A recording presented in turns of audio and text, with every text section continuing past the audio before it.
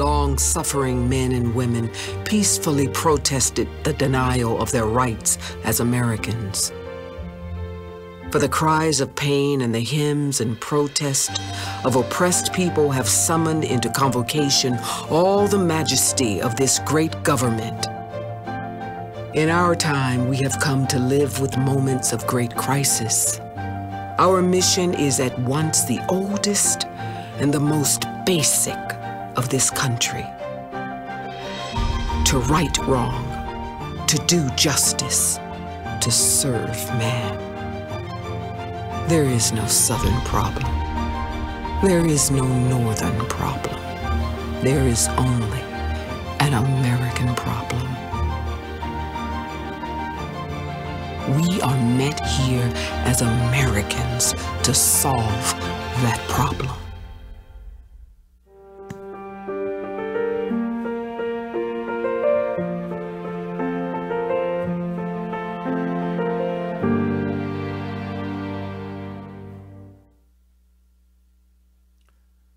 Ladies and gentlemen, please welcome President and CEO of the LBJ Foundation, Mark K. Updegrove.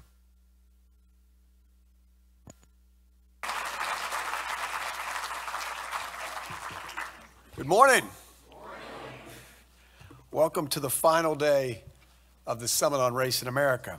We have a terrific morning ahead, starting with civil rights legend Vernon Jordan, who will offer his views on where do we go from here. Angela Evans, the Dean of the LBJ School of Public Affairs, will then lead a discussion on the continuing quest for voting rights for all eligible Americans, which will also include Jamie Azur, the tribal chairman of the Turtle Mountain Band of Chippewa Indians, Julieta Garibay, the Texas director and co-founder of United We Dream, and civil rights legend Andrew Young, former UN ambassador, congressman, and mayor of Atlanta. And finally, we'll hear from John Bryant, the founder and CEO of Operation Hope, on what he calls the civil rights movement and his mission of empowering lives through financial dignity. Tom Johnson, the chairman emeritus of the LBJ Foundation, served in President Johnson's White House from 1965 through 1969. He has known Vernon Jordan since President Johnson had identified Mr. Jordan as an important emerging leader, one who he believed could be president himself one day. Tom will be introducing his friend of nearly a half a century. So, ladies and gentlemen, please join me in welcoming Mr. Tom Johnson.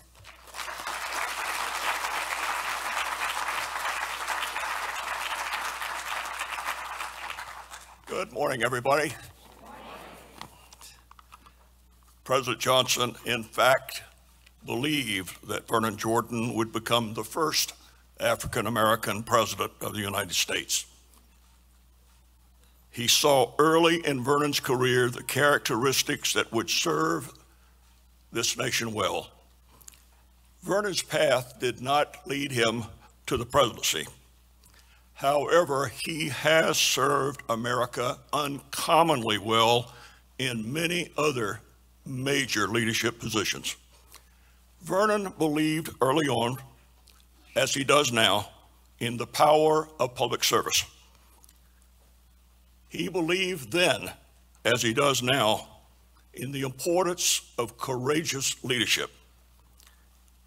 Vernon believed then, as he does now, in the difference that one person can make in changing the lives of the oppressed, the homeless, the minorities, the poor, the hungry, the uneducated, and the unemployed.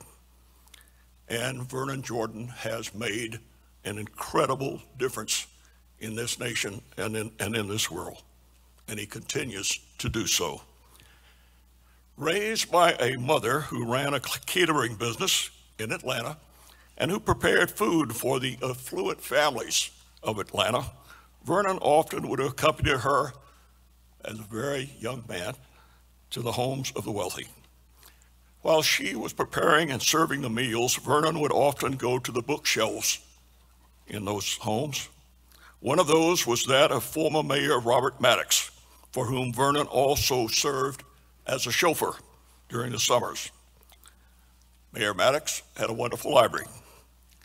Without permission, and very much against the advice of the housekeeper, Vernon spent his time in that library. He read Shakespeare and Thoreau and Emerson. But what he read most eagerly were the books on speeches. On one occasion, Mayor Maddox found Vernon in his library, and I've cleaned this up quite a bit. What are you doing here, Vernon? I'm reading, Mr. Maddox. Reading? I've never had anybody work for me who can read. Vernon responded, Mr. Maddox, I can read. I go to college. You do what the racist mayors ask? Yes, sir. I go to college. One night, as Vernon was serving the mayor and his family, Maddox said, I have an announcement to make. There was silence at the table. And then he shouted, and I've cleaned this up quite a bit, Vernon can read. Well, Vernon Can Read is the title of his autobiography, his wonderful autobiography, which I recommend, incidentally, to everybody here, especially the young students who are in this audience. I first met Vernon when I was a young reporter for my hometown paper in Macon, Georgia. Vernon accompanied Charlene Hunter Galt and Hamilton Holmes as they desegregated in 1961 the University of Georgia. It has been my honor and it's been my privilege to have known him as a friend for now more than 58 years. President of the Urban League, of the United Negro College Fund, advisor to presidents, close ally of Dr. Martin Luther King, lawyer, mentor, friend, a devoted supporter of the LBJ Foundation, the LBJ School, and the LBJ Library, and a fierce advocate throughout his life for civil rights. Ladies and gentlemen, one of the finest, most charismatic public figures in American history. Please welcome Vernon Jordan.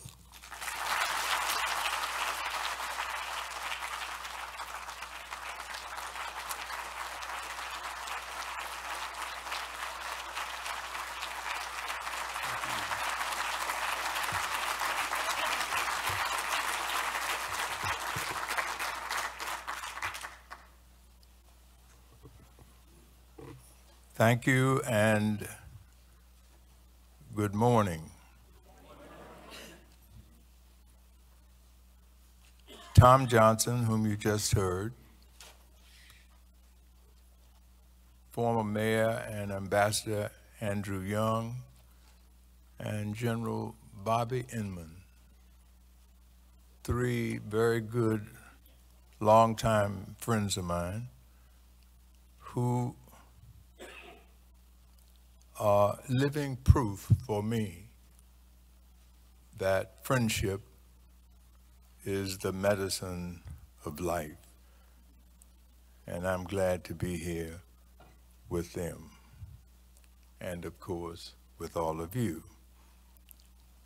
Now, let me explain the situation you are in with me this morning. And I can only explain it by telling you a true story. I'm a member of the African Methodist Episcopal Church all my life. And there was this young pastor who had just graduated from seminary, and the bishop assigned him to a church in a small town in Georgia to begin his pastoral ministry. And the young pastor was excited about the beginning of his pastoral ministry, so he went to this small Georgia town, and on Saturday he went around the community to say, I'm the new pastor here, and I'm beginning my pastoral ministry tomorrow, and I'm looking forward to seeing you at church in the morning. the morning came and it was raining and storming. And in the black community, the streets were unpaved, so they were almost, you couldn't get through anywhere. But he was excited about the beginning of his pastoral ministry, so he put on his suit he got for graduation and his new shirt. And he went to the church at 9 in the morning. Nobody showed up for Sunday school. And at 11 o'clock, nobody had shown for church. At 11:20, one sole parishioner shows up for the church service. So the young new pastor rushes down to the sole parishioner and says, "Brother, I'm the new pastor here. I've just graduated from seminary. But in seminary, they don't teach you what to do when only one parishioner shows up for the church service." He said, do you have any suggestions? And the sole parishioner says, "Well, preacher, I'm not a preacher, I'm a farmer. And all I know is that when I load my wagon full of hay to go feed my cows, and only one cow shows up for the feeding, I feeds him."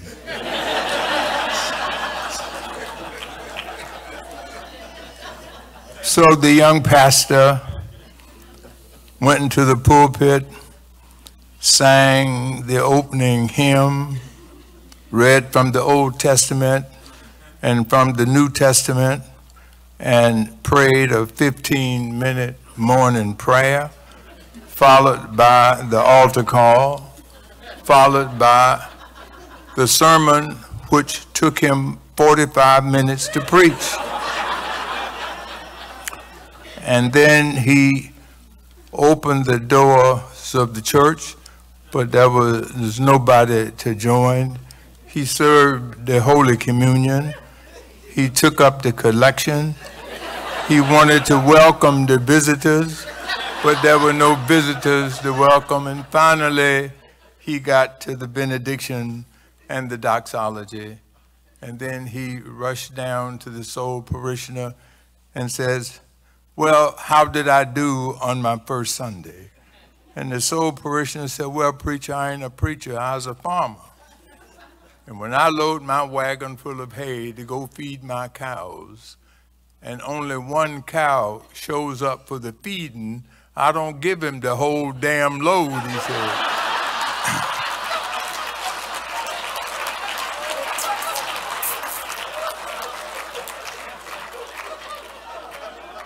So I tell you that to say to you that I did not come all the way from New York to talk for 2 minutes.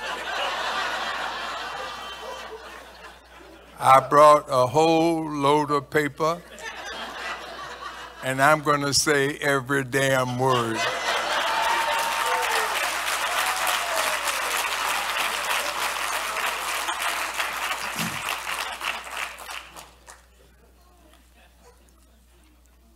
It's a great privilege for me to be here with all of you at the LBJ Library for this summit on race in America. My very first invitation to the LBJ Library was personally extended by President Johnson himself. He invited me to keynote his historic Civil Rights Symposium in December of 1972. In that speech, I reflected on where we had been and where we were headed. And I said the following: in the 60s, the issue was the right to sit on the bus. Today, the issue is where the bus is going and what does it cost to get there. In the 60s, the issue was the right to eat at the lunch counter. Today, the issue is the hunger and malnutrition that stalk the land. In the 60s, the issue was fair employment opportunity. Today, we can no longer be separated from full employment of black people and equal access to every kind and level of employment up to and including top policymaking jobs. And today, 2 decades into this 21st century, for all the progress we've made, too many of those issues remain, and more come to mind. Mass incarceration, maternal mortality, voter suppression, national regression. And our strategies must become as sophisticated as the times have become complicated. But just as some of the problems remain, some of the solutions remain consistent, even after all this time. In 1972, when I finished my talk, President Johnson took me into the green room and complimented me on my effort. And he said, "Vernon, you know why I invited you?" And I said, "No, sir, Mr. President." He said, "I invited you because you and I have a lot in common." And I said, "Tell me about it, Mr. President." He said, "I grew up poor and white in the South. You grew up poor and black in the South. And we both achieved in our careers pretty well. Then both of us, you and I, succeeded great men under tragic circumstances. John Kennedy was assassinated. Whitney Young drowned.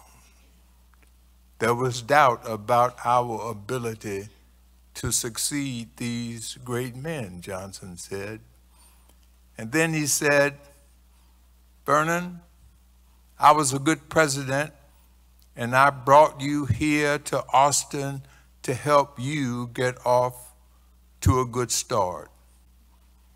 I am here today because over time, President Johnson's words to me have gained wisdom. First, I believe we all have a lot in common. We care about racial progress in America and the many issues we've discussed over the last 2 days. Second, I think we come together because we hope and we believe that this progress can succeed even under, if not tragic, then trying circumstances. These include, but are by no means limited to, the continued assault on our democratic institutions, on voting rights, on people of color, on black churches.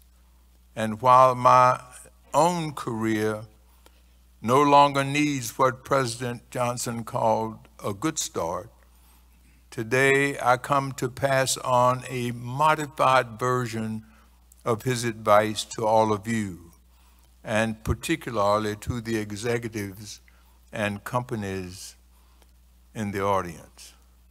So what was President Johnson's advice to me? It was, and I quote, "Get your own people." Of course, for obvious reasons, he meant put your own team in place. But today, the kinds of teams we put in place is more important than ever. One of the many ways we can continue to work towards equality in these trying times is to not just get your own people, but get people of color into positions of leadership. Of course, President Johnson gave me that advice nearly 47 years ago. And in the early 70s, you could count the number of black people on the boards of directors at Fortune 500 companies on 2 hands. You'll be glad to know that over the last 5 decades, that number has gone up. In fact, it has been a great privilege of my life to serve on over 20 corporate boards, to work closely with titans of interest, industry, and leaders from across the world. But if we look at the current state of corporate leadership today, there are reasons to be encouraged and reasons to be discouraged with the amount of progress we have made when it comes to issues of diversity. According to a recent report from Deloitte, just over 16% of board seats on the Fortune 500 were held by minorities, a slight increase from 2016. The story is somewhat better for women. Nearly a quarter of all board seats in the Fortune 100 are held by women. Yet, when women make up more than half the population, it seems to me that a quarter of the seats is only halfway there. Taken together, in 2018, there were 145 companies in the Fortune 500 that had boards made up of over 40% women and minorities. On the one hand, this is incredible progress.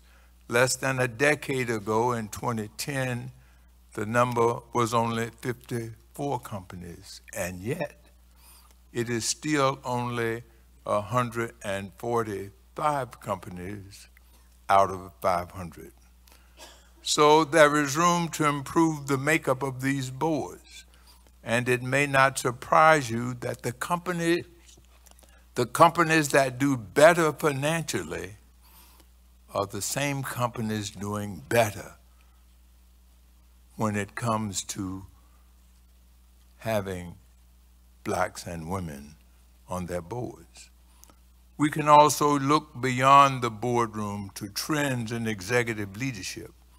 While leaders like Ken Chenault, Ursula Burns, and Indra Nooyi rose to become chief executive officers of 5 Fortune 500 companies, their announcements to retire have not been met with or matched by other companies elevating people of color or women to the top job.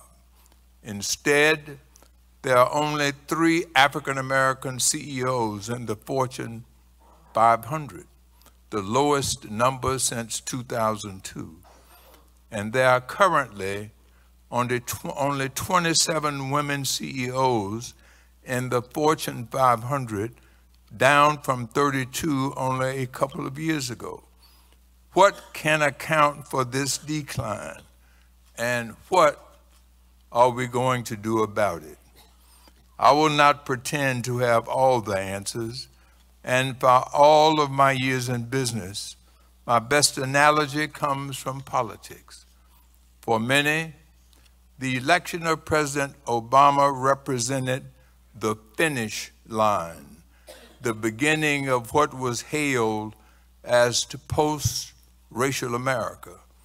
And if the idea was misguided in 2008, it seems downright naive in 2019. President Obama was not the finish line. He was not even the first in line because there was no one clearly coming up behind him. He was the exception more than the rule. Think about it this way. Just as there are only 3 African-American CEOs in the Fortune 500, there are only 3 African-American senators in the United States Senate. And whether it is the president of the country or the CEO of a company, it seems the rise of prominent leaders of color or women leaders has happened almost despite our systems rather than because of them. Of course, when a person of color or woman, or all too rarely a woman of color, occupies a leadership position for the first time, that tenure takes on a symbolic weight, which has great value. It communicates to generations that they too can lead and inspires them to reach higher. But today, in 2019, we are realizing the need to move beyond the symbolic and towards the systemic, to advocate not only for representation, but for representation that can replicate itself. And I don't mean to suggest that every person of color should have a person of color succeed them, or that every woman in power should be followed by a woman. But for people of every color and background and identity to succeed, there must be representation not only at the highest levels, but at every level. So in order to do that, we have to ask ourselves, how do we not just blaze new trails, but build highways of talent and opportunity? We have to ask hard questions about recruitment and retention, compensation, and promotion. In other words, it is no longer sufficient to settle for the exceptions. We must do our part to change the rules. Otherwise, we will curtail the process of our companies and our country. For all that has been built by American companies, we have to ask ourselves, how much more could we have accomplished with more and more diverse voices in the room?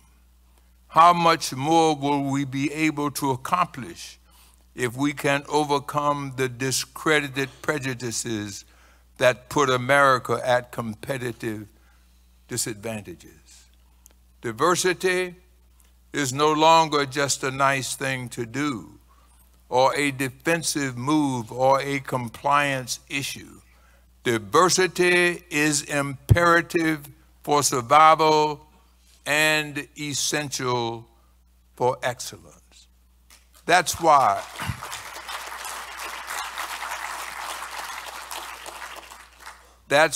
lasting progress and shared success will only be possible if we follow a version of President Johnson's advice to me all those years ago.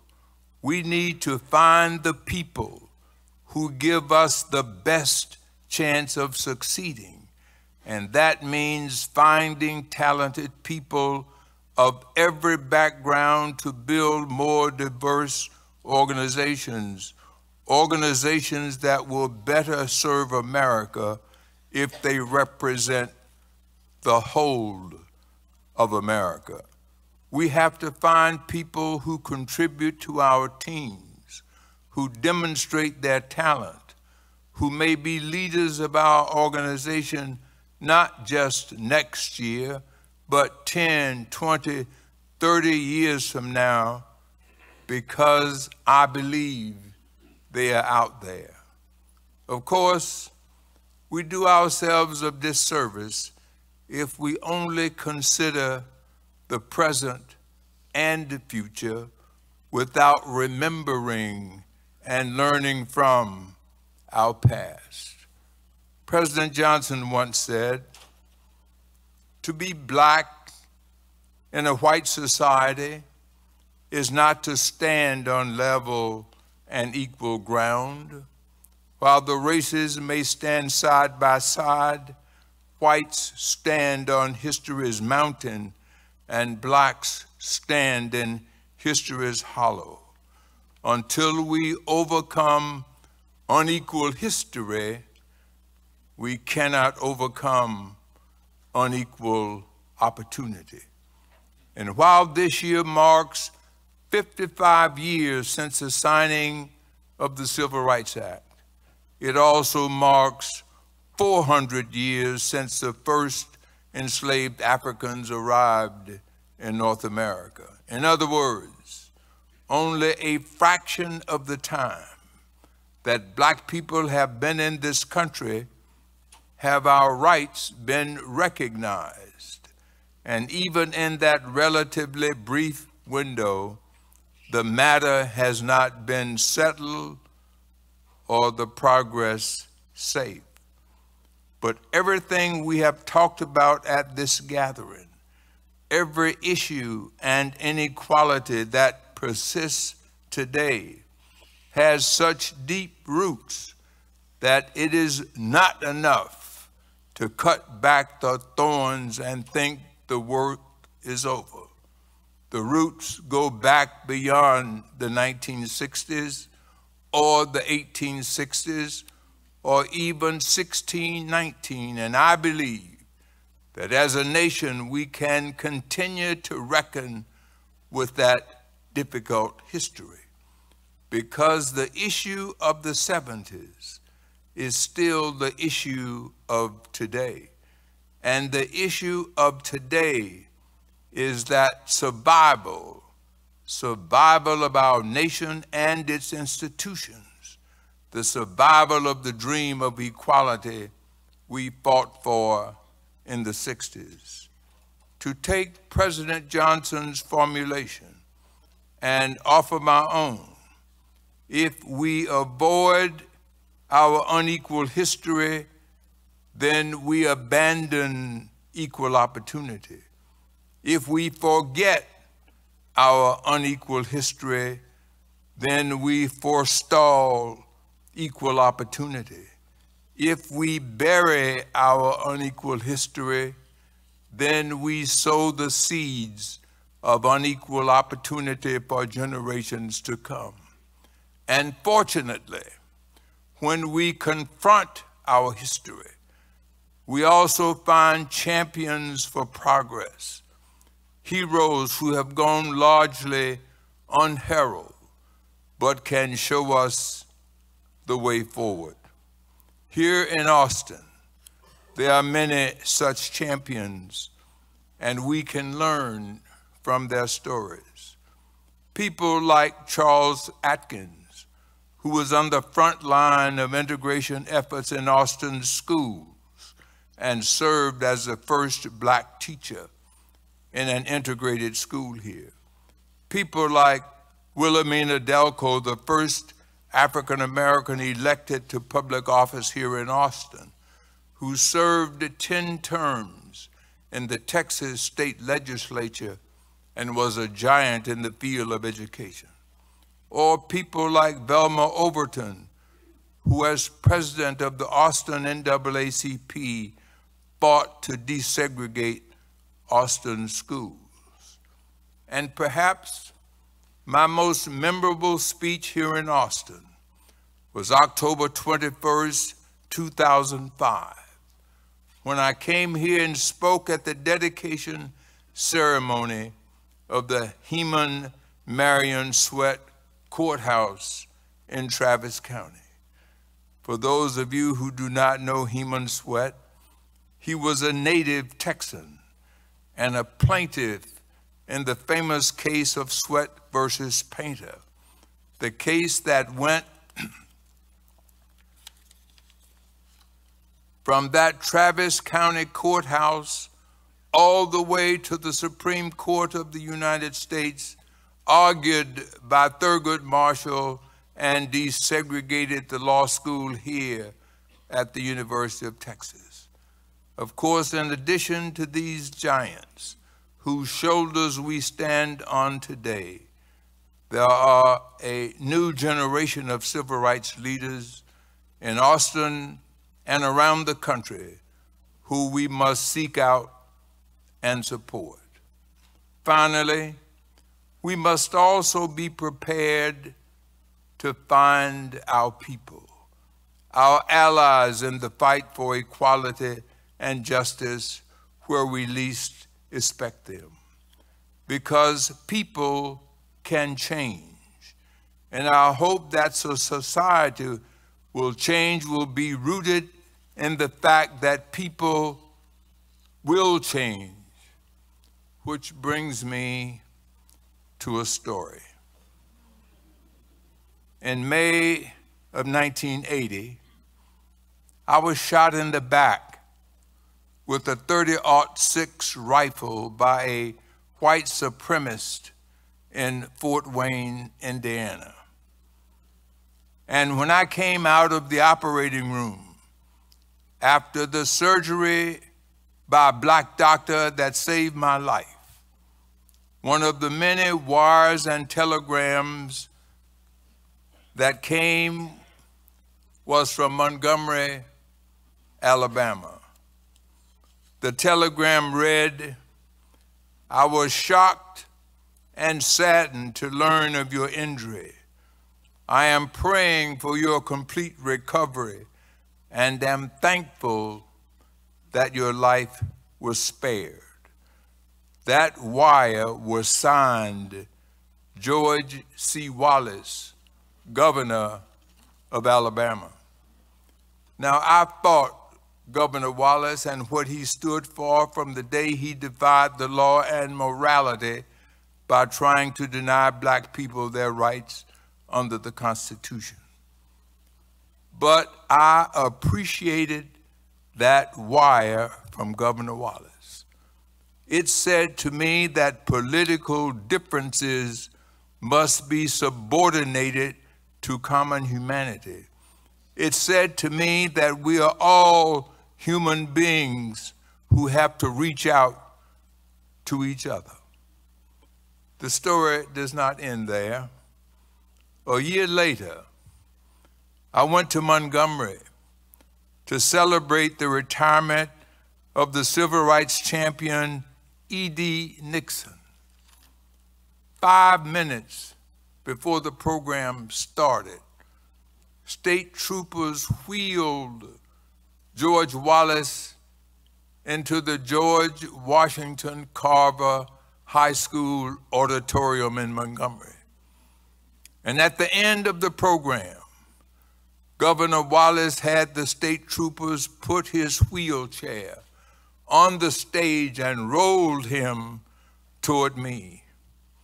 We shook hands, and the governor said, "Mr. Jordan, you got my telegram. You said so in the speech." And I said, "Governor, it was the first one that I read." And then he said, "You were shot worse than me. And I hear that you still play golf and tennis. And here am I stuck in this damn wheelchair." And then he said, "Vernon Jordan, would you do something for me?" And I said, "What is it, Governor?"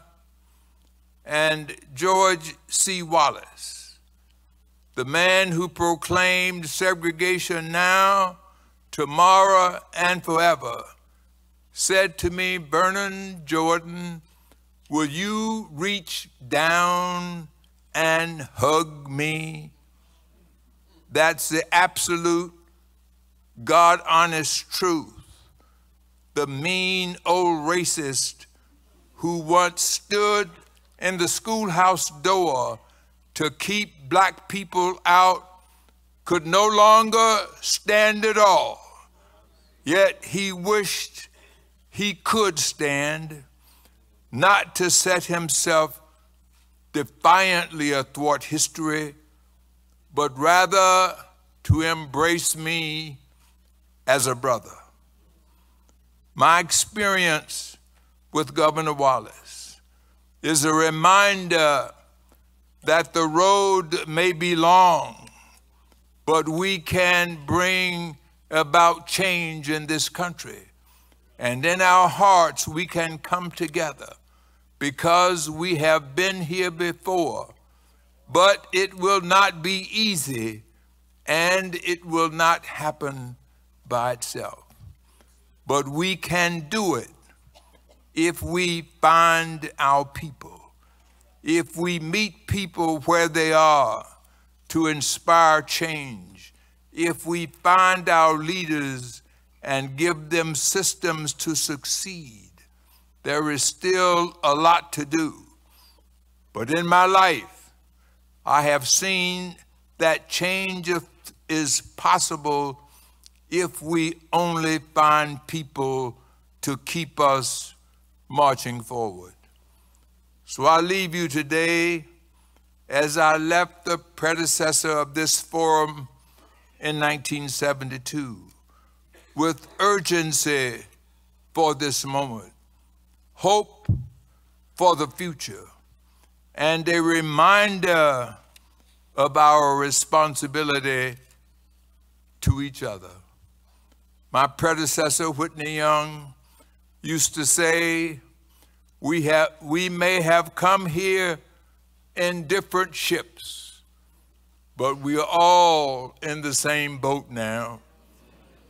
Whether that boat sinks in the brutal waves of repression and racism, or whether it sails on the good tide toward the promised shores of true freedom and equality, is up to each of us, to all of us.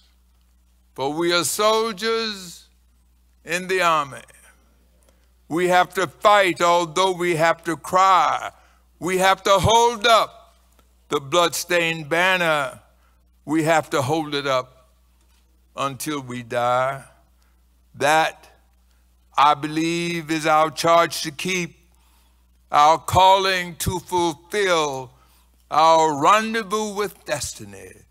Therefore, let us rise up with wings of eagles. Let us run and not be weary.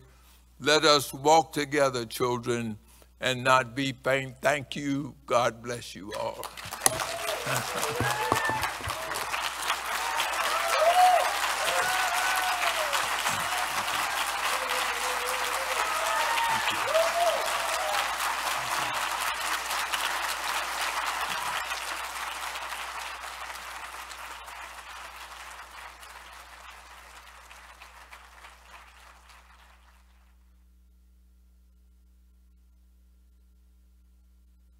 There is no constitutional issue here. The command of the Constitution is plain. There is no moral issue.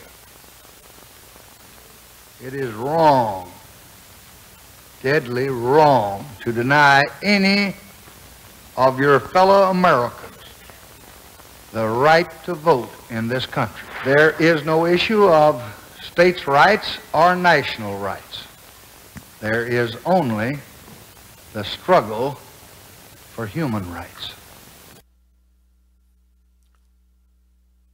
Please welcome the tribal chairman of the Turtle Mountain Band of Chippewa Indians, Jamie Escher, the Texas director and co-founder of United We Dream, Julieta Garibay, civil rights legend and former UN ambassador, congressman, and mayor of Atlanta, Andrew Young, and dean of the LBJ School of Public Affairs at the University of Texas at Austin, Angela Evans.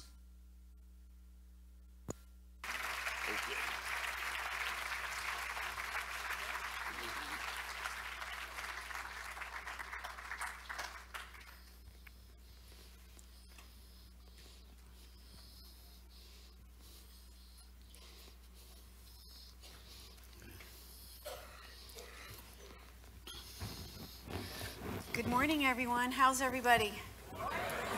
You have to be inspired. After 3 days, we're hearing, you have to be inspired by this program. So I'm really, really pleased to be part of it.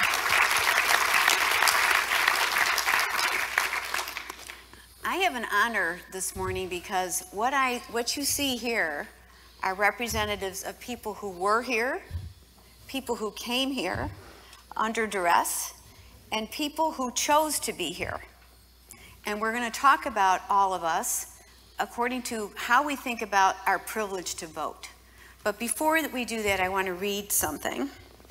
This is from President Johnson. And the inspirational thing throughout this is hearing his words again, spoken by other people or spoken by him. The vote is the most powerful instrument ever devised by man for breaking down injustice and destroying the terrible walls which imprison men because they are different from other men. So this is so fundamental to our right as a citizen to vote. So we're going to talk about how that's been suppressed. So my first question is going to go to Ambassador Young, my hero and icon. It's amazing to be here on the stage with you. I really appreciate this. Martin Luther King spoke eloquently on the steps of the state capitol of Montgomery after a successful march on Selma, and he said, "How long? Not long, because the arc of moral universe is long, but it bends towards justice." And we've heard those words over and over, and I keep thinking about the patience behind this word. Here we are, over 50 years later, and we're still dealing with social justice issues. It seems to remain elusive. On Monday evening, you spoke so eloquently about how you think about poverty and economic security and the role of the United States in a global economic power, as an economic power. Can you talk to us a little bit about how you see the voting rights mesh and square the circle of our economic security and our role in the global economic setting? Well, we have to remember that, let's start with Franklin Roosevelt in 32. And we were building a mission that came about in part because we failed to do that after World War I. And so we were coming up on World War II. And I think President Roosevelt had a vision of a one nation indivisible under God. But it was expanded to one world because he realized that you couldn't be free in the United States of America if other people in the world were not free. And so President Johnson carried on that legacy. And he was fulfilling a lot of the promises and dreams that had been part of the New Deal. And then something happened. And people wanted to give up. And the stable world that existed, I think until 1973, just began to fall apart. Until 1973, the dollar reigned supreme.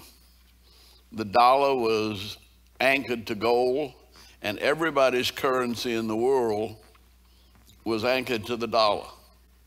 And nations all over the world grew at from 4 to 6% from the end of the war to 1973. And then all of a sudden that changed, and the dollar was allowed to float.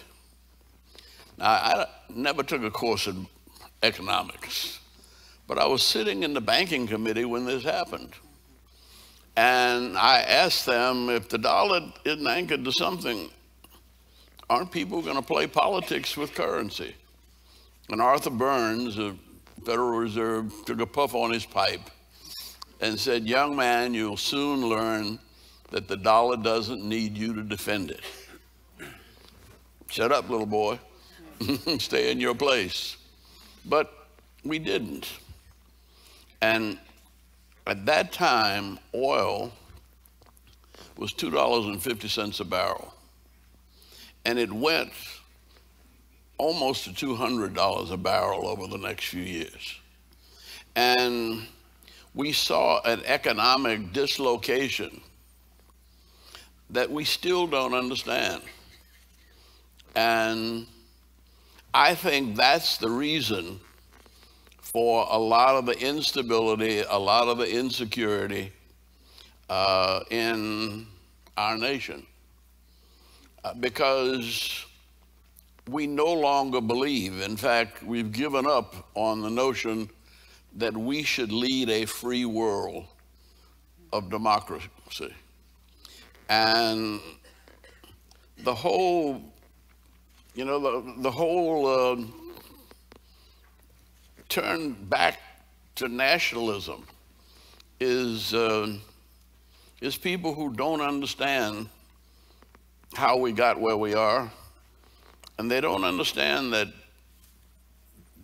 our leadership had a vision, had a plan of a secure, stable planet where, well, Germany and Japan were our enemies. We have almost 500 Japanese companies in Georgia now, and we have 4,000 German companies. And we brought them into, and our economy is doing very well because we're part of a global economy. But now that didn't happen in the Midwest. And so this economic instability is making people more and more insecure. And so they want to close the borders and protect ourselves. You cannot close borders. And I said, you know, cell phones run the world, and there are no borders that can block cell phones right now. And when you can transfer money from one part of the world to the other on a cell phone, you got to have a new vision. You cannot turn your back on the rest of the world. And that's what a lot of people are trying to do. Well, do you think this has to do with disenfranchising people in terms of them not getting out to vote? And also, well, remember, we lost when President Johnson left the presidency. He turned it over to Hubert Humphrey. Martin Luther King was killed. Robert Kennedy was killed. That was the most turbulent time in the life of this nation for me. But we still only lost that election by 1 vote per precinct. And 1 vote per precinct made the difference. Now, it takes 60% of the country to change the laws, I mean, and the opinions. So we do have a majority now, but it's only a slight majority. It's the difference between maybe the popular vote and the electoral college. But the majority of people in America think like we want to think. And they believe in this country, but it just takes a little bit of effort and confidence. And so, yes, there is voter suppression. But it's nothing like it was before the Voting Rights Act. But the courts have changed, the Congress has changed, and the thing that we're missing between the economy and the courts, we do have a struggle. Now, I can't give up. And so I don't want any more close elections. Yeah. Mm-hmm. Yeah. But I learned something, and then I'll shut up. But when I was Vernon kind of left Atlanta, and they left me running for Congress. And it poured down rain that day. But we had organized block by block. We didn't spend a whole lot of money on television because we didn't have any money. But we had a 74% turnout in the black community in a pouring down rain. And that's the kind of community organizing you have to do. You can't, I mean, television will not get you out on a rainy day. And yet we put all the money into television. And when I see television ads and the same ad is appearing twice within the same hour on the same program, that's criminal. It's criminal because the electoral gurus who are running our campaigns get a 15% kickback on TV ads. So they put a disproportionate amount of money into TV, and I didn't put money in TV. I gave money to preachers to ride this, to put the church buses and make them available to take people to polls. We fed lunch to students, and we closed down every college in Atlanta. We closed it down from Friday till Tuesday. And we had to feed them lunch, and we had to take them around knocking on doors. But when you run a grassroots campaign, you don't have to worry about voter suppression nearly as much. Now, you have to worry about it, but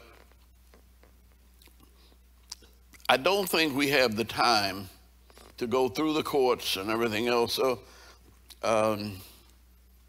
what Vernon said about George Wallace has been my experience with almost every place we've worked, that I end up being closer to my enemies by the time we get through, and they become friends. Albany, Georgia, the chief of police called me and asked me would I recommend him for a police chief in North Carolina. And I said, yeah, I will be glad to. And I called and recommended him because I saw what he went through, and I realized that he had been changed as a result of those demonstrations. You know, everybody in Atlanta, when Vernon was there practicing law, and I just came in, the whole town was segregationist with the possible exception of Coca-Cola. And it was a global company that had a different view. But we've seen that city change completely. Now we have a new group coming in, and so we got to start all over because they have not been through the challenges that we went through in the 60s and 70s. But we say freedom is a constant struggle. We struggle so long that we must be free. And we are. We're freer now than we've ever been before. But that doesn't mean that you ever, you know, are completely free, or that you can ever stop struggling to protect and expand your freedom. It's a lifetime commitment. Well, you represent that. And I think what we're talking about today, too, is there is voter suppression, and every vote does count, and some of these elections are very, very close. So eliminating or try to eliminating people from the polls can cause, you know, can cause they're close. They're close, and see, I don't know how to do that. What they did in Atlanta was, well, first place, we had the Secretary of State who was supposed to be running the election was running for governor. Right. And it was the fox guard in the hen house. Yes. And so a lot of votes didn't get counted. See? But we've lost the courts. Since President Johnson, there have been very few judges that have been appointed that continue the tradition of the Supreme Court in 1954. And so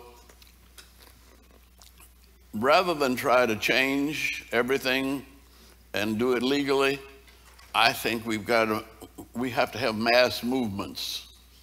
And that's why even back in the 70s, I couldn't have done it if we had not convinced students that it was more valuable to their future.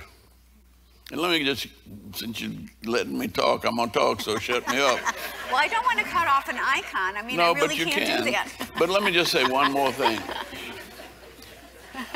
Suppose the $1.5 trillion tax cut that went to big business had gone, that is exactly the same amount of money that our students owe. Yeah, the debt. Student loan debt. Mm-hmm. If that Yes. 1.5 trillion had been applied to wipe out all of the student debt, we would have had a rise up from the bottom of new houses, new cars, new businesses, new educational opportunities. And the thing is, the banks and the big businesses would have still gotten the money. But instead of the government giving it to them, they would have gotten it from the students who wanted what they produce. We missed an opportunity to expand the economy exponentially. God knows how much $1 trillion at the bottom of this economy would do for the world. Yeah, I agree. But we've got to think, I mean, we've got to think economically as well as politically about this. And that's because the arguments in my party seems like, I don't know, it seems like nobody in there ever had a course in economics. I mean, we have good ideas, but ideas don't mean anything if you can't pay for them. And if you can't show how they can be paid for There you are. sensibly. Well, I want to get into some people who are fighting the good fight and who are trying to get more representation and fair elections. And we've got two individuals here with us today. And one is Spotted Eagle, which is his Chippewa name. And Jamie's been fighting in North Dakota in terms of voter suppression, where the voter ID was required to have a residential address, and many of the Indians, the Chippewa Indians, don't have a residential address. They have a post office. But Jamie, which is it's like 6 miles by 12 miles, the reservation, and near Canada, they decided, no, we're not going to put up with this. And so when we were talking to Jamie, it's like, Jamie, do we need this kind of force coming in and trying to take these rights away before people will actually act? And so I want Jamie to tell his story to all of you, and why, if you think about that perspective, of do we need somebody to come in and say, no, you can't do this, for us to say, oh, yes, I can? Well, I guess the Turtle Mountain Band of Chippewa, our reservation is 6 by 12, but we have 36,000 enrolled members and 19,000 live on the reservation. So we're a small land base, but we are a force by numbers. So this all came down very quickly. I was a tribal chairman at the time. We were notified that a Supreme Court decision was upheld, and we needed to have a physical address on all IDs to be able to vote. So some will say, and I'm not going to argue the fact whether it was intentional or unintentional of a voter suppression, but it was a suppression on our people. But not only Native Americans, not only the Turtle Mountain Band of Chippewa and the 5 United Tribes of North Dakota, but the rural areas, the farmers, the college students, the college students that are in dorms. They don't have a physical address. It goes right to the building. So the trickle-down effect is you're affecting so many other people, even though the large percentage was Native American, that it would be suppressing. But what people don't understand is that 150 years ago, we were still a roaming tribe.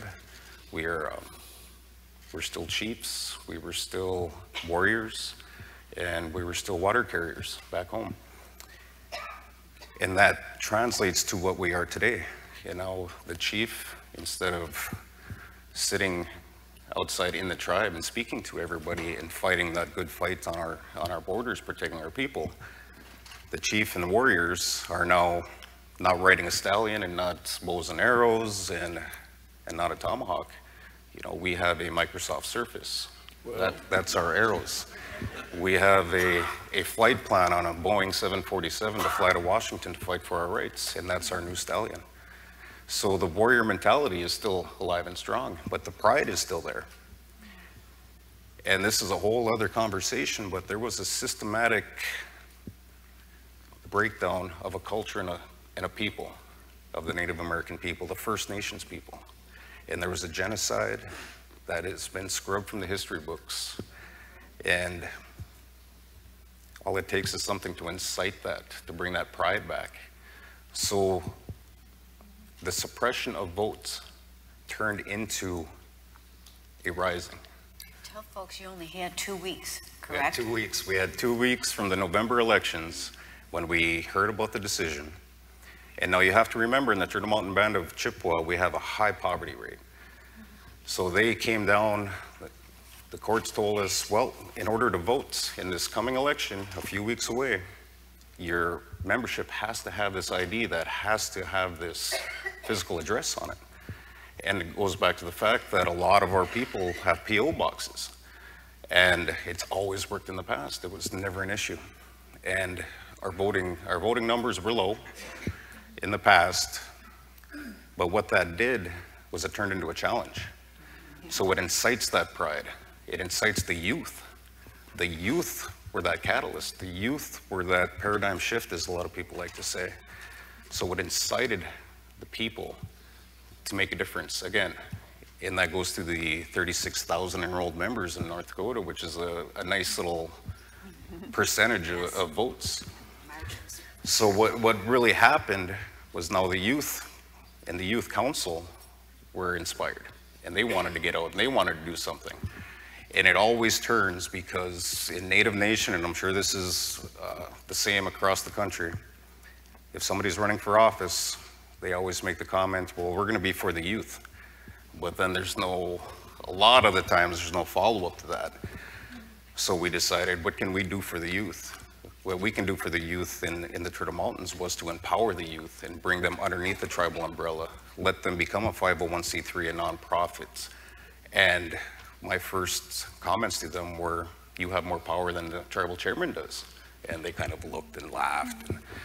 And I said, now, if you hold every person that's ever ran for office accountable to their words that say, we are for the youth, and if the youth council is enforced and they're given that power, and they turn into a strategic planning process and they put a plan together for the future of our people, and they present that in a professional way, who can tell them no?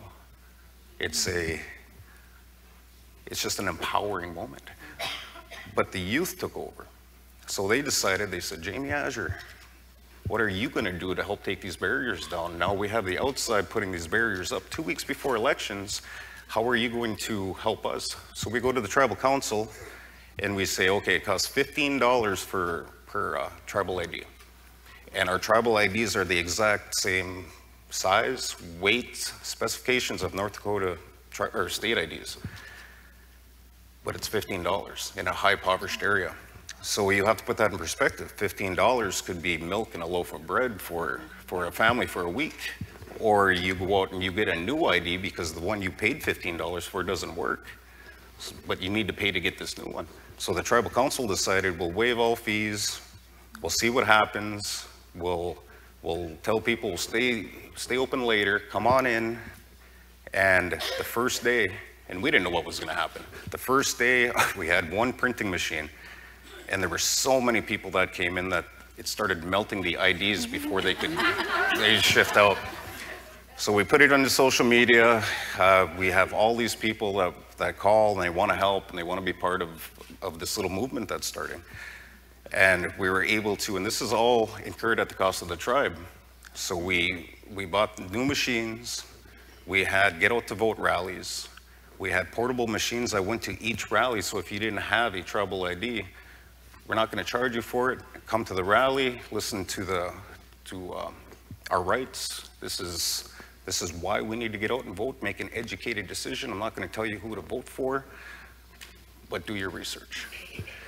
So we went through all of this little process. The tribe incurred all these costs, but we've seen all these people going in. Our motor vehicle department that issues the tribal IDs volunteered to stay open until 9 o'clock at night, so people that were working during the day were able to go. And we have a tribal college, one of the best in the nation, and they wanted to put a machine there. So we're integrated with the BIA services, so we're switching and getting people that physical address, based off of what the Bureau of Indian Affairs has in their GIS system that tells us our street mapping.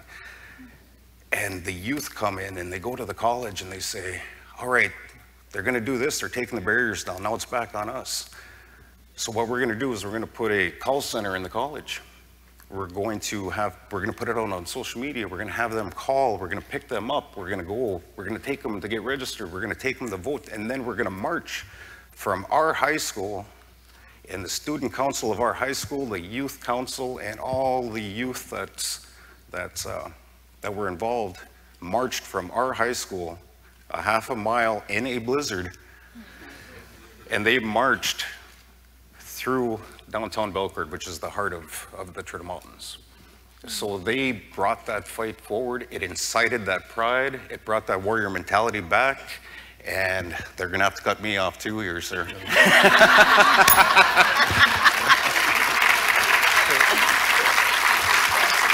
But you said something, Chief. You said your arrow is the Surface, Microsoft Surface. Microsoft owns a company that gave identification to over 1 billion people in India, and they do an iris scan, 10 fingerprints, a signature, a picture, and you have a number.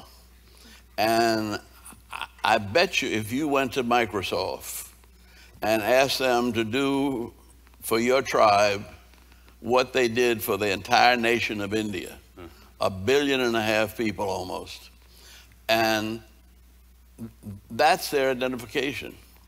And you can't lose it. It's not like a passport. It goes with you everywhere, and I don't think the courts could deny that. Maybe we should try it everywhere. Well, that's what I'm saying. I'm not being facetious, but I'm thinking. But to start it with the original people of our nation taking the lead once again, we'd be glad to follow you and work with you.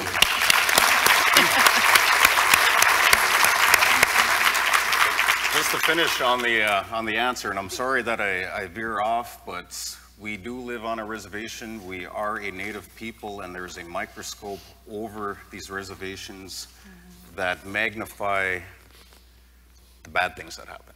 So we're trying to shift that dialogue. We're trying to shift in the social media, grassroots. We're getting the good out. So if I ramble on about our people of the Turtle Mountains, it's because I am so proud of the good that we have.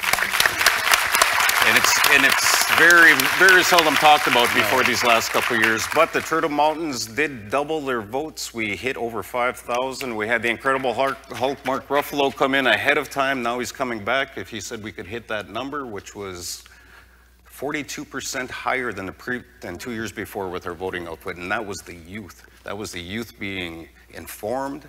That was the youth shifting that paradigm from the matriarch and patriarch telling you this is how we want you to vote.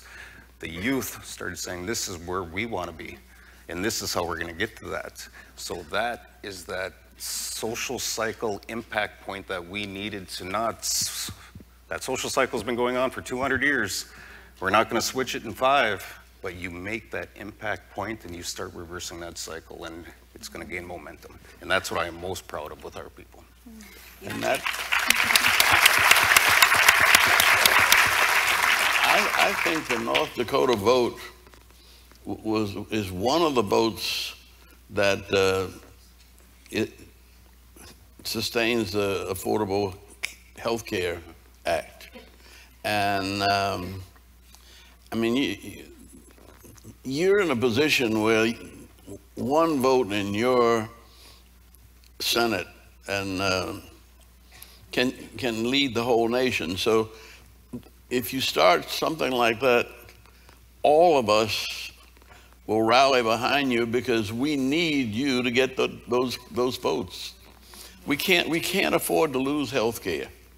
And everybody's got a fancy approach to it, but I mean, you're not any bigger than Selma. See, Selma is just 15,000 people, and I thought Martin Luther King was crazy when he said he was going to get President Johnson some power. I mean, that's ridiculous. He was nobody.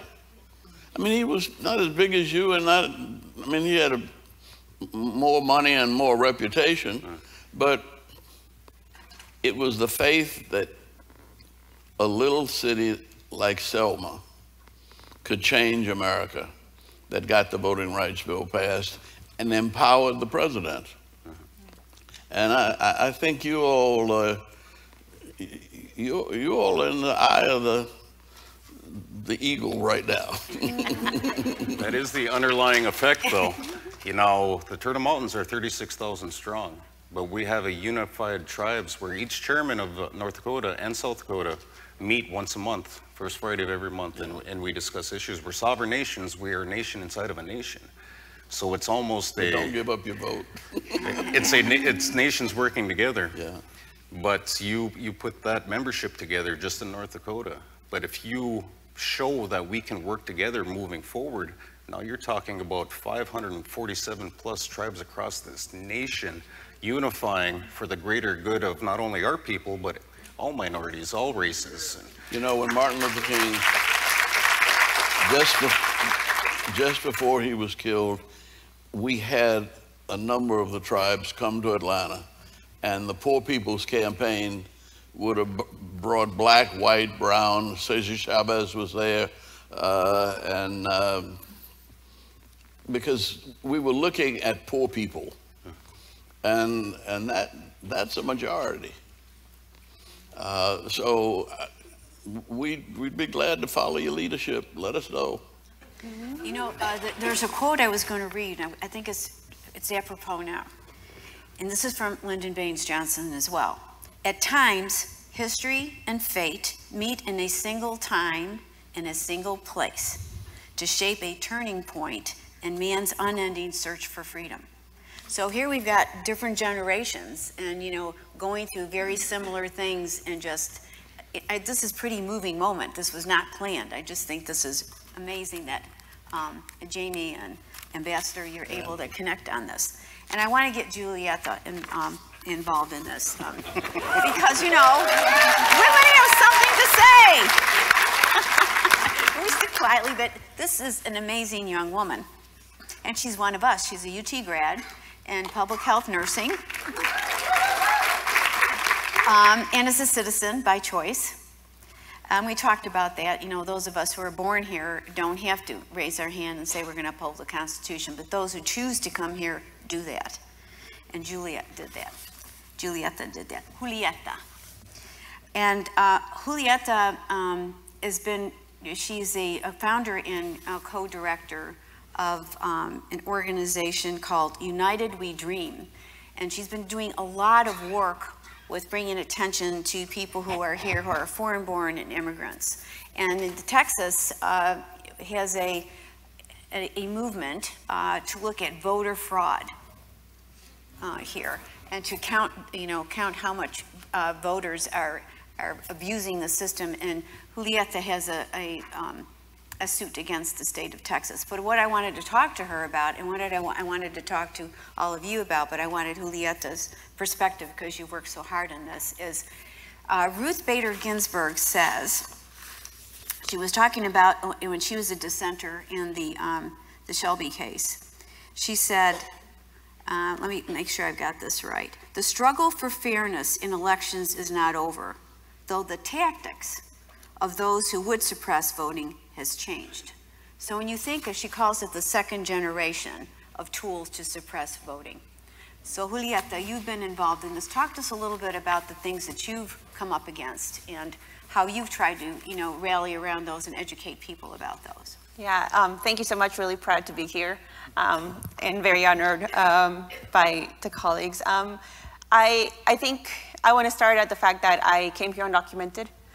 For 26 years, I was an undocumented immigrant, and that's how my struggle started. My mother chose to come here to Austin, Texas, and I was able to adjust my status through what's called VAWA, Violence Against Women Act. And so I am a survivor of domestic violence, That's how I was able to actually get my legal permanent residency, and then I chose to become a U.S. citizen. And I chose to become a U.S. citizen because I strongly believe that voting is one of those powerful tools that we can use. And so, yes, I completely agree. One of the strongest tools is to go out there and door knock, and it's one of my favorite things to do. We just did it this past November, and it was so energizing to see undocumented immigrant youth knocking at doors and saying, I'm undocumented, I need your vote. And getting people to say, yes, I commit to you because I believe this country is better than where we're at right now. And so now, fast forward to I became a U.S. citizen, and then all of a sudden, in February, the Texas Secretary and the Attorney General and the Governor say there is almost 100,000 fraud voters that are not U.S. citizens. As I start reading their story, I realized I am one of them because in Texas, when you renew your license, you're supposed to show your lawful permanent residency, and that allows you to actually get a license. However, you're not supposed to go back to DPS and let them know I became a U.S. citizen. And so, of course, the list that they pulled out was, first of all, blatantly showing that there was voter suppression. They were trying to say a bunch of U.S. citizens had actually committed fraud.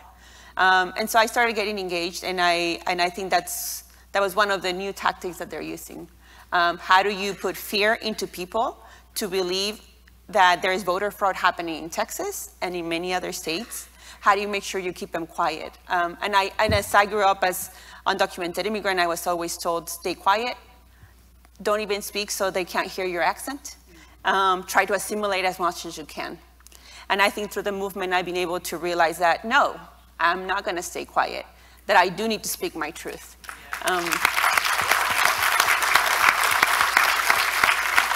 And not only for me to actually ensure that we're providing the tools to young folks, to older folks to know they also have power. I think the most frustrating part about this whole voter suppression thing was that there's people out there that might have gotten those calls, that might have gotten that letter saying, you might have committed voter fraud. And there's people out there in our community, as an organizer for almost 15 years, that I know when you get those letters, you wonder, did I do something wrong? Am I gonna end up in jail for rightfully going out to vote? And so to me, that's the most outraging part, that they did this very blatantly. It wasn't an accident. It wasn't a mistake. It wasn't the DPS director. It was a very clear tactic to ensure that Black and brown folks would not go out to vote, especially those who just became naturalized. And that's why I organize. That's why I'll continue organizing.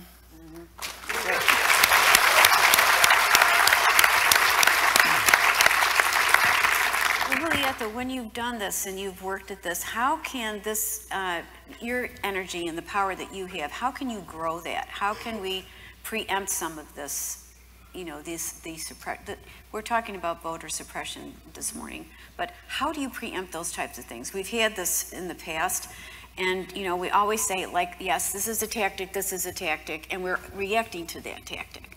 So talk to us a little bit about, if you had your will and you had a magic wand and you could change this, how do we think about these things and stop them from happening? I think I completely agree with both of the speakers. I think it's going out to the streets. Expecting that, yeah, if you do some social media, yeah, it helps. Clearly, the current person who runs this country thinks Twitter is a way to talk to people and use his megaphone. That's one tool. But the other stronger tool is to go out there and knock, to talk to your community and ask them, what do you want? What do you foresee? What is your vision of your city, of your country? To go local. I think that has been one of the biggest lessons that I've learned, that the more you go and talk to people, the more you hear, and the more you realize that we all want something better for our youth, for our elders, for our community, that we want to actually live freely and not worry about either being caught by La Migra or being killed by a police, or being silenced by different tactics. And so I think, to me, the biggest thing is go grassroots, go to the people, talk to the people. That's where I get a lot of my energy. That's where I think a lot of people realize who we can be as a country. Well, yeah, when you go out, I'm trying to put in my mind this idea of actually voter registration, suppressing that, with vote actually participating in the vote. when people have the ability to vote but then don't go and vote. So, I put those two together, and we do have problems with people not going to vote. So when you go out and talk to people from your grassroots or how you've gotten the youth all invited and, excited about these things, and you, Ambassador, how do you put those two together? Because, we say we want the right to vote, and then people say, well, you don't, when you get the right, you don't vote. Well, we don't vote because nobody takes the time to tell us what the results what we're getting. And I think the thing that changed last year's election was people had personal experiences with health care. That if you can't get your blood pressure medicine, doing nothing means death. I mean, that the fastest growing group of people in my age group, I know you millennials are powerful. Well, I'm with you. I'm not No, I know, but I'm a perennial, like, we're perennials, but that number, and just letting them know that,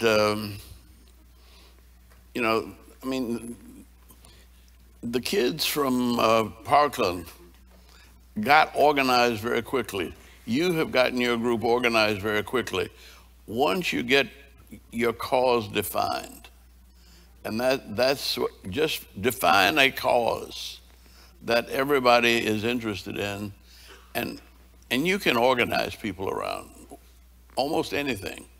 You have to sustain it and persist. Yeah. You have to persist, and you have to have leadership that But shows. I think that what Jamie's saying was that, for me, really, Surface, Microsoft, did lead the organization of voter ID.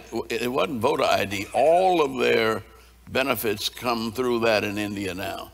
And it saves so much money that even though the middle class and upper classes didn't need to do it, they went to do it. So nobody carries any money anymore. So it doesn't get stolen. So you can go anywhere, and your fingerprints or your iris scan is all the identification you need. You can go to the grocery store and do that. And if they can do it for 1 billion people in India, and you get started in South and North Dakota, your nations down in Georgia and Alabama, just follow the casinos. Yeah. And if every casino becomes a headquarters, then we can do that. Go ahead, So one of the favorite things that I do is we do citizenship drives with some of our partners, Texas AFL, and this is where you bring in people who are eligible to actually become U.S. citizens, and you help them through the entire process. It's a long process. You have to study 100 questions. You have to make sure all the paperwork is checked. And my most favorite part about it is when they go through the entire thing. It usually takes 3 hours or 4 or more. And then I take pictures of them, and I ask them, what are you most excited about when you become a citizen? And they tell me, I'm going to go vote because I'm going to be the voice of my people. And so to me, I think that's one part, right? How do we continue to ensure that people who are eligible to become citizens become and know how important it is to vote? But I also think it's how do we make sure that, especially as the 2020 is coming along, that people don't take certain communities for granted. I've heard that there's many times where it's like, well, they don't vote, so we don't have to go to them. That's right? What I want to get at. And yes. so to me, when we were door knocking in Houston as well as in Irving, and we were actually able to, our sister organization, United We Dream Action, was able to elect the first Latina, youngest Harris County judge, Lina Hidalgo. And it was through their door knocking in mainly low propensity voters that usually nobody talks to because they think they don't matter. And so I think to us, and to me, the movement is ensuring that how do we make sure we give the tools and the information and make them feel empowered to say, yes, I do matter, and that's why I have to go out and vote. Because many of them hardly ever hear from many of the candidates. They usually only talk to a certain group of folks who know, oh, for sure they'll go out and vote. And I think the problem specifically here in Texas is that we're not a red state. We're a state that doesn't vote. And so our job as movement leaders is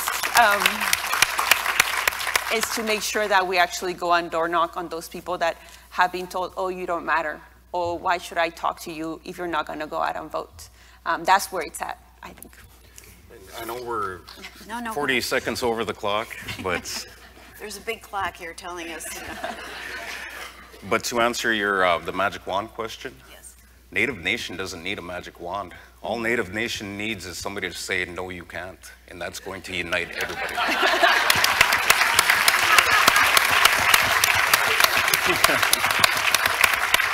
Well, I don't know about you. If you've been listening over the last couple of days, it's this that gives you inspiration that says we have to keep going. They're doing such great things, and we need to get behind them in some way, however way you think you can make a difference. So I want to thank them so much for coming today and sharing this with us and sharing this with all of you.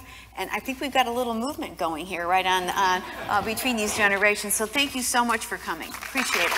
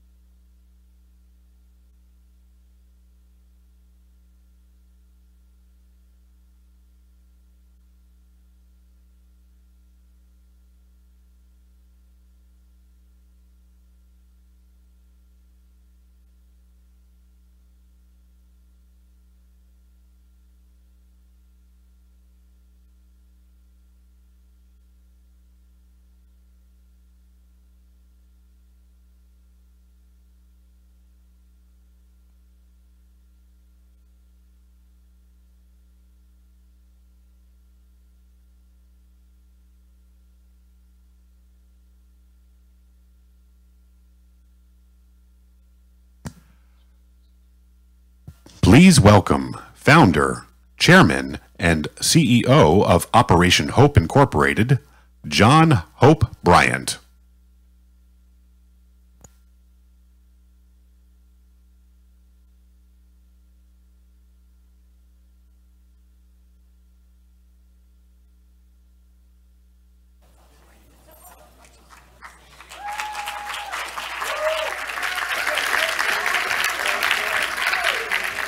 Good afternoon.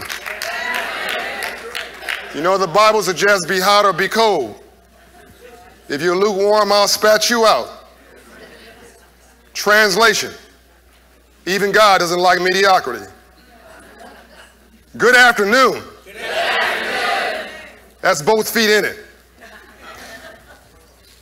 President Lyndon Baines Johnson, LBJ. He was a bad brother. But I don't mean that in some kind of a slang sort of a way. I mean that specifically. I like 4 things about him.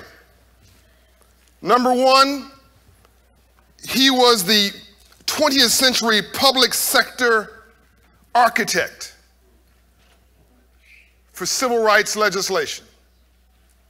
Number 2, he was the 20th century leading architect in public policy for poverty eradication. Number 3, he had swagger. Think about this now. He had swagger, he had charisma, he could talk, he could preach, he dressed really well, he was smooth. He could put his arm on you and give you the Johnson treatment.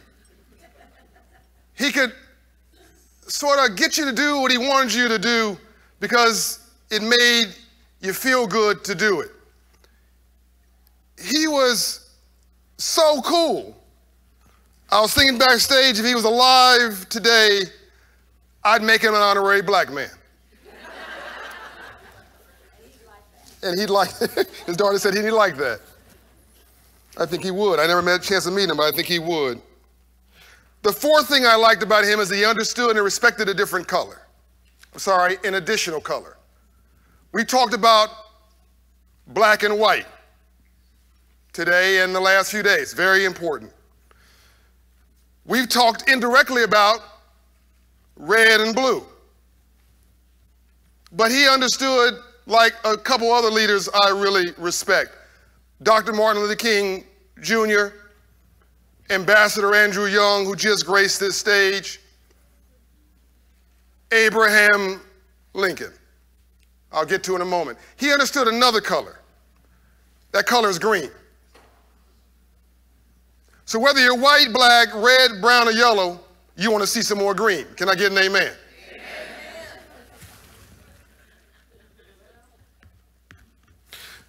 In order to understand President Johnson and how transformational this is, let's go back to 1865. January 1865. Secretary of War Stanton and General Sherman go to Savannah, Georgia, because Atlanta had been burned down in the march to the sea, to break the confidence of the Confederates, not the enemy lines, to break the confidence of the Confederates. This is important because we're not human beings having a spiritual experience. We are spiritual beings having a human experience. Energy matters. Back to the story. Secretary of War Stanton and General Sherman meet with 20 former slaves, black ministers. What do you want after slavery? Did they say they wanted a welfare program? This is not a trick question. No. Did they say they wanted a handout? No. They said, we want land. We want to do for our. See how easy that was? That wasn't a black answer, a Latino answer, an Asian answer, an Indian answer. It wasn't an African-American answer. It was just an answer. It was just a radical movement of common sense. That led to Field Action 15. You can search everything I'm saying on your smartphone today. Field Action 15 was 400,000 acres from North Carolina down the coast to 30 miles in from the beach to what we call Miami, Florida. It's great land now. We all want some beachfront property. But back then it wasn't so great. In an agricultural age, it was actually a pretty horrible place to plant. But we didn't complain about it. We didn't whine about it. We didn't argue about it. We took that land. You know, when you plant your crop in the beach, you wake up tomorrow and your crop's in Jamaica. But we've been doing so much with so little for so long, we can almost do anything with nothing. So we didn't complain about it. We got to work. No Snapchat, no Twitter, no Instagram, no Facebook, no cell phones, no modern communication. Somehow, 1,000 former slaves got the memo. Showed up on the land, worked that land so hard, Lucy. General Sherman said, my God, they're so industrious, give them a mule. Was that a disrespect or was that a compliment? It was a compliment. That was about industriousness. That was like saying today to give a farmer a tractor. It was an investment. Give them a mule. That wasn't 5 years later. That was 1 month later, February of 1865. I heard somebody say earlier, 40 acres and a mule. Here comes March 3rd, 1865. President Abraham Lincoln, after the Emancipation Proclamation, after the worst war on American soil, brother against brother, sister against sister. We don't realize it, but Lincoln's wife had a hard time at Christmas dinner because her brother was a part of the Confederates and had a charge against him to kill Lincoln.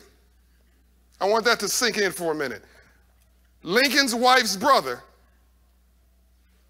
had a charge to assassinate Abraham Lincoln. That was a difficult dinner at Christmas. Back to the story. March 3rd, 1865, after the Civil War, after the Emancipation Proclamation, Abraham Lincoln sat at his desk and created the Freedmen's Bureau Act. The Freedmen's Bureau Act created the Freedmen's Bank. The Freedmen's Bank's mission, quote, teach freed slaves about money. Think about this now. Let this sink in.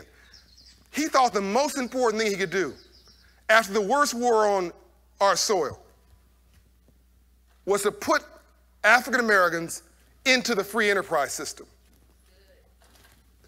Land, machinery, January, February, a bank, a savings vehicle, a tool for capital access, education. What did Johnson once say? People should get as much education as they could possibly handle. A hand up, not a handout, handing out fishing poles at scale. This was Abraham Lincoln in 1865. 3 months that could have reset everything, and Lincoln gets killed the next month. April 1865, for going a bridge too far by promising now the right to vote. By the way, what your father did was an enforcement action. We already had the right to vote. That's a story we don't have time for right now. That came in the 1870s. Back to the story. Who took over the bank when Lincoln was assassinated, and where was the bank located? Because Washington's proximity to power. The bank was located across the street from the White House in what we call a Treasury Annex building, across from the first federal building that ever existed, the U.S. Treasury building, which shares a lawn with the White House, I might add. For 150 years, it's been there, nobody knew it. I went back 3 years ago and got the Secretary of the Treasury to rename the Treasury Annex building, the Freedmen's Bank building. Look that up on your phone. Lincoln wanted to see his most important social experiment at work, the candles burning when he came home to the residence. Are you with me so far?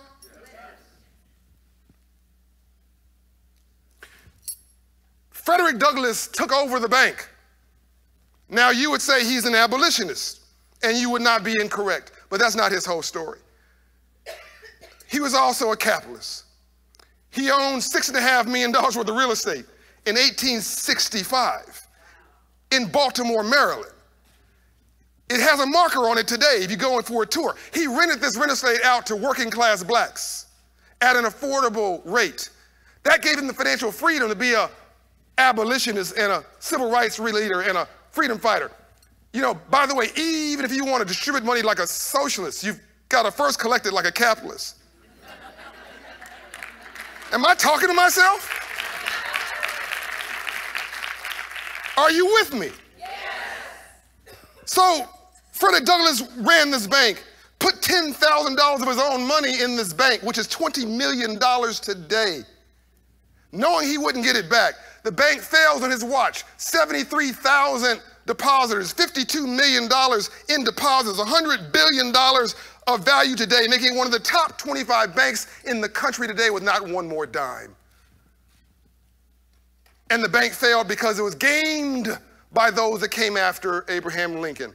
Fast forward now, 1874 to 1968. Here comes Dr. Martin Luther King Jr. 1963, here comes LBJ. They work together on the war on poverty. They get distracted by the Vietnam War. Here comes Dr. King talking about a war. Dr. King didn't say, I'm here to save black people. He said, I'm here to redeem the soul of America from the triple evils of war, racism, and poverty. He pursued racism, and we won that battle, I believe, largely. He pursued the Vietnam War, and we had a vibrant but important debate. The president's job was complicated. They disagreed without being disagreeable. Wish we could do that today. And then Dr. King pivoted to poverty. And before his first march, he was assassinated the same month as Abraham Lincoln, 100 years later, April 1968. Here's my point. It's not like black folks and brown folks got the memo on free enterprise and capitalism and ownership and opportunity, or poor white folks in rural America got the memo on free enterprise and screwed it up. We just never got the memo. Please put up the one slide I've got. Whatever you've been told about poverty is completely wrong. After sustenance poverty, which is a roof over your head, food on your table, and health care, sustenance poverty, every other form of poverty is mental and mindset. Let me test the theory. This is global, by the way, not here. Have a poverty, low self-esteem, and low confidence. If you don't know who you are by 9 in the morning, by dinner time, somebody's going to tell you who you are. Imagine raising your children without confidence. Imagine training your dog without confidence. That little puppy that you love, oh, little puppy, he's peeing on the carpet, he's biting your furniture. Am I talking to myself? That even the puppy needs to know who the alpha is in the house. And until that puppy knows who the alpha is, he's going to raise holy. confidence and self-esteem. I'm doing this real quick because we don't have a lot of time. Role models and environment, second part of poverty. By the way, confidence and low self-esteem was devastated by blacks in slavery. This is really important. If I don't like me, I'm not gonna like you. If I don't feel good about me, I'm not gonna feel good about you. If I don't love me, don't expect me to love you. If I don't respect me, I don't have a clue how to respect you. And here's the big one. If I don't have a purpose in my life, I'm gonna make your life a living hell. Whatever goes around, the best thing my mother did to me was tell me she loved me every day of my life. I might have been broke, but I was never poor. Role models and environment. Do this real quick. Role models basically mean if all we see in your neighborhood as symbols of success are rap stars, athletes, and drug dealers, why is anybody surprised that kids grow up wanting to be a rap star? Nothing wrong with it. It's just not scalable. I can't scale Jay-Z. Jay-Z's fantastic, but he's a personality. He's a brand unto himself. It's 300 employees, that's it. I can't scale Beyonce. I can't scale Oprah, I love her, I can't scale her. There's nothing wrong with a track star or an athlete, but I can't scale LeBron. We want to be rap stars, athletes, and God forbid, drug dealers, because that's what we see. By the way, a drug dealer is immoral and unethical, but he's not dumb. That's basically an illegal, unethical entrepreneur. He understands import, export, finance, marketing, wholesale, retail, customer service, security, territory, and logistics. That drug dealer could be Steve Jobs. Sometimes you laugh because it is just too true.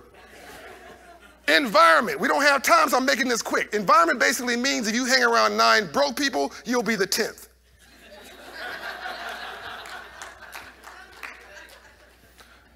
Which then leads to aspiration. Aspiration is a code word for hope. The most dangerous person in the world is a person with no hope. So here's poverty, ladies and gentlemen. Crappy self-esteem and crappy confidence. Crappy role models, a crappy environment. I see the glass is half empty, not half full. I never leave my porch. Here's wealth, high self-esteem and high confidence. Great role models, an enabling environment. I see the glass is half full. I see opportunity everywhere. Please put down the slide. Now let me come to Austin. I took a tour of your city. Yesterday, I went to inner city Austin. By the way, let me remind you, in inner city in France, it's called Paris.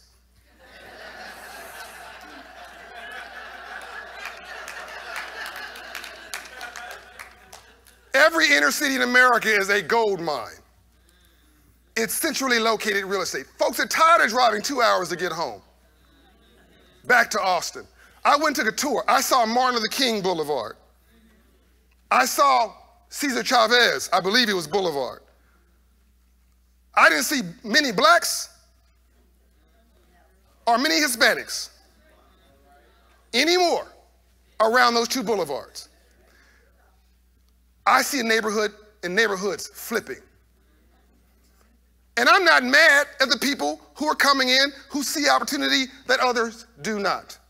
They see centrally located real estate. Again, we don't have a lot of time for this. I'm just telling you what I see. But I can tell you something about what I see. And I'm gonna tell you what your credit score is in Austin. The average credit score for whites in Austin is 732. The average credit score for blacks, non-whites in Austin is 580. You didn't get that. There's another color here, and it's a number. Every problem in America is a 500 credit score neighborhood. So don't literally close your eyes, but close your spiritual eye for a minute and think about this. Whether it's white rural or black and brown urban, 500 credit score neighborhood, here's what you see. You test me if I'm incorrect. A check casher next to a payday loan lender, next to a rent-to-own store, next to a title lender, next to a pawn shop, next to a liquor store, and a church down the street trying to make it feel a little bit better once a week. That's called therapy. Again, am I talking to myself or can I get an amen? There's never been a riot in a 700 credit score neighborhood?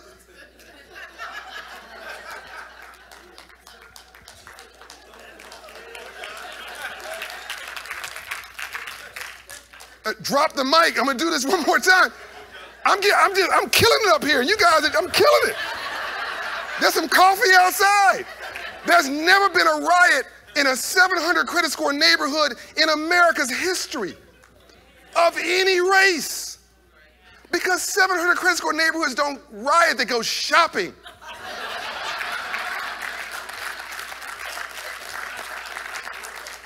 Two-parent households, stable communities, time for sitting with the child at night and doing homework, going on vacation once or twice a year, schools that work, tax base, home ownership, entrepreneurship, small business ownership. Nothing changes your life more than God or love than moving your credit score 120 points.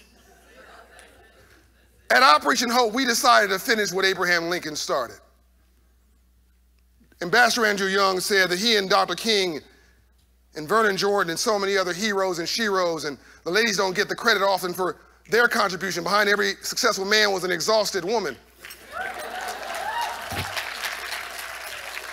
Coretta Scott King, Jean Charles Young, etc. These heroes and sheroes. But Dr. King said we integrated the lunch counter, but we didn't integrate the dollar. Ambassador Andrew Young has said to live in a system of free enterprise and not to understand the rules of free enterprise must be the very definition of slavery. We're not dumb and we're not stupid. It's what we don't know that we don't know that's killing us, but we think we know. So I decided to finish what Abraham Lincoln started. I'm gonna open 1,000 Hope Inside locations, urban and rural, black and white, all the way up to working middle class, because if you're middle class today, you got too much month at the end of your money.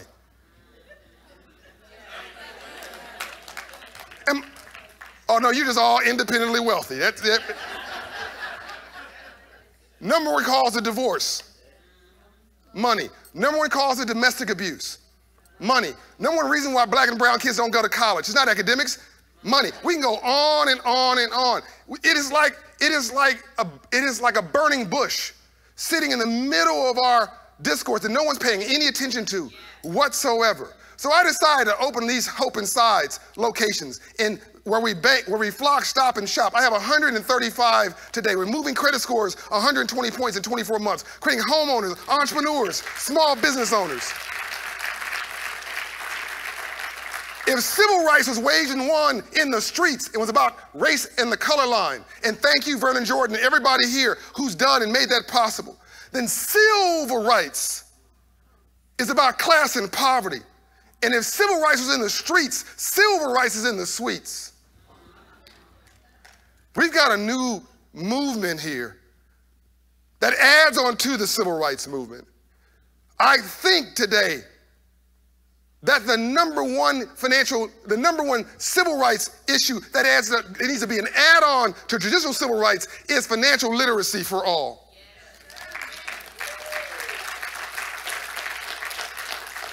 So I'm not gonna stop, I'm out of time. I'm not gonna stop until I spread free enterprise and opportunity and aspiration to all of God's children, to level the playing field, increase the peace by increasing, don't laugh, the credit score. It's not about the credit score. It's about economic energy. It's about optimism. It's about self-esteem. It's about confidence. It's about belief in yourself. And once you believe in yourself, my pastor, Reverend Murray, once told me, it's not what people call you. It's what you answer to that's important. And never, ever, ever answer out of your name. I'll leave you with 2 quotes. And by the way, we've invested through our partners $3 billion in 26 years in our neighborhoods. We have 4 million clients, 30,000 volunteers. We have orders for 350 locations on top of the 135 we already have. We're gonna become the Starbucks of financial inclusion.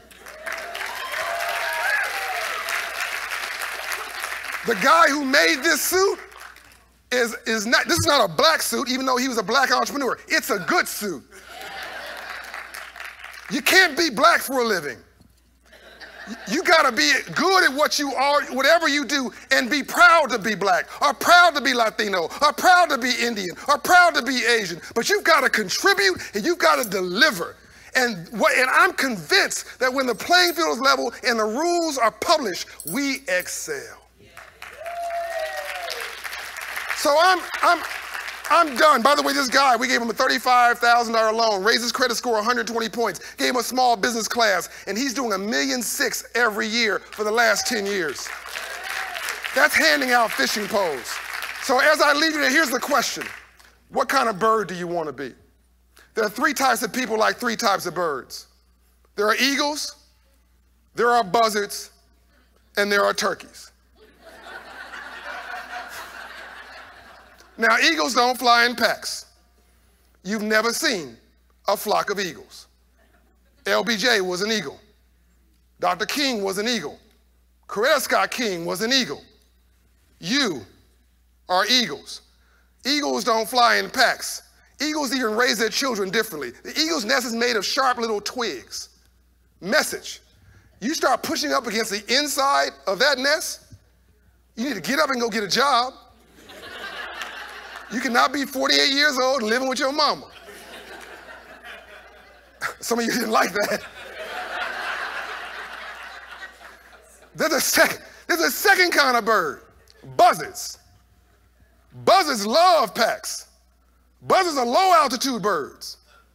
Buzzards are always stepping in your head to elevate themselves. Buzzards are always player hating, never player congratulating, always got something negative to say about somebody. Right now, somebody's saying something about me up here. I don't like the way he looks. We got to become experts in what we are for, not what we are against.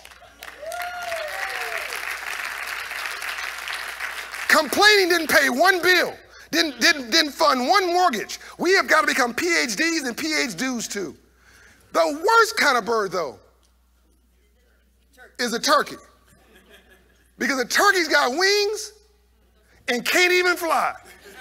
All they do is profile. Translation, trying to be something you are not.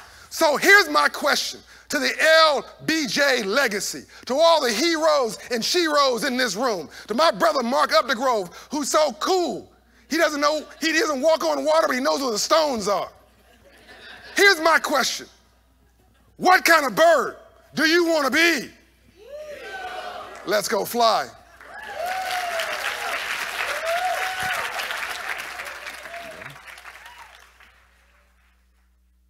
Ladies and gentlemen, this concludes our morning programming. Please note this afternoon's program will begin promptly at 1:30. Nobody wants you, no.